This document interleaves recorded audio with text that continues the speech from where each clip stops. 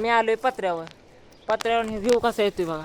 हे आपलं भैरवनाथाचं मंदिर, हे आपलं घर, तिथं हा एअरटेलचा टावर. तर नमस्कार मंडळी, मी शिवम दायगुडे आणि स्वागत आहे तुमचं आपल्या एका नवीन ब्लॉगमध्ये.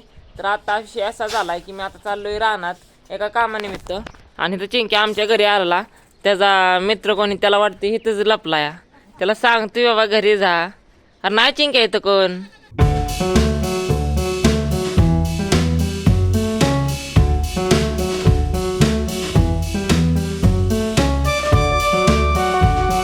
मंडळी आता रानात आलोय आणि मला ही वज घेऊन जायचंय घरी.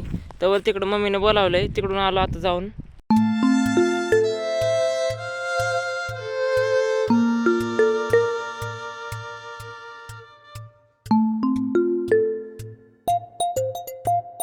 आता आलो मम्मीकडून जाऊन, तिथं सगळ्यांचा एक व्हिडिओ घेतला आणि आता हे गटळ घेऊन घरी जायचंय.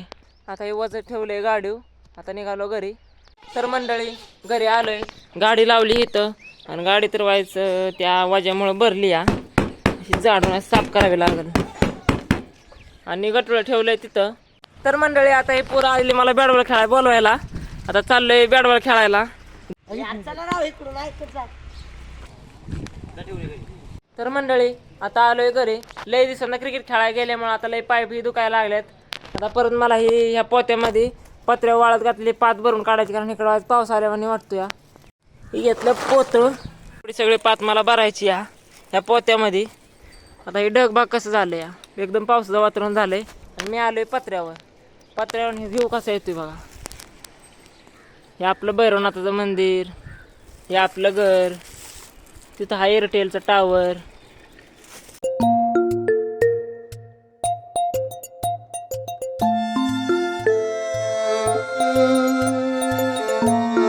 आता हे ठेका भरून झालं या. आता ह्या पोत्याने दोन्ही पण झाकून घ्यायचंय, म्हणजे पावसापासून काय अडचण येणार नाही.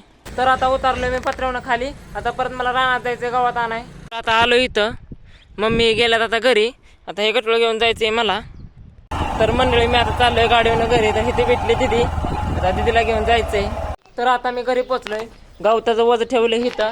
आणि आजचा ब्लॉग मी इथं एंड करतो. आजचा ब्लॉग तुम्हाला आवडला असेल तर लाईक नक्की करा आणि असेच नवीन ब्लॉग बघण्यासाठी चॅनलला आपल्या सबस्क्राईब करा. बाय.